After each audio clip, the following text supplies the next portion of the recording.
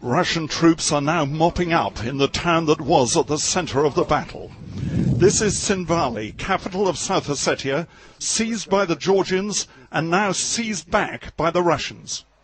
These pictures from Russian television show that both sides have paid a price.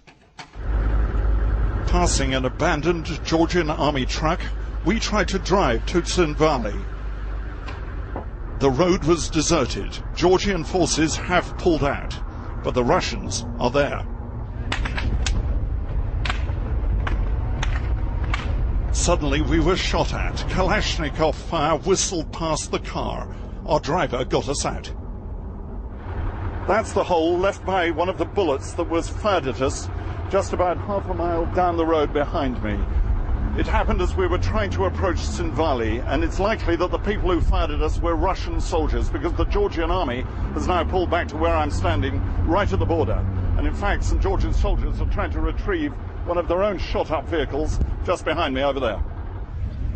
Moments later, Russian heavy guns were firing at Georgian positions inside Georgia.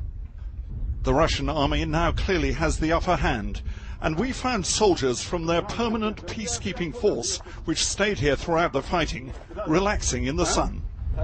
The situation's fine, one of them told me. Just a little way north, the Russian army is pouring fresh reinforcements into South Ossetia.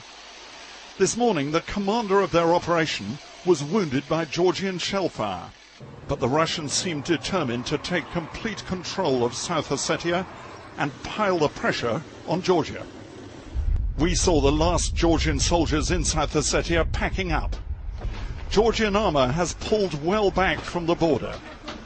The Georgian government insists that this is not a defeat, but many on both sides will take a different view. Julian Mannion, CNN, on the border with South Ossetia.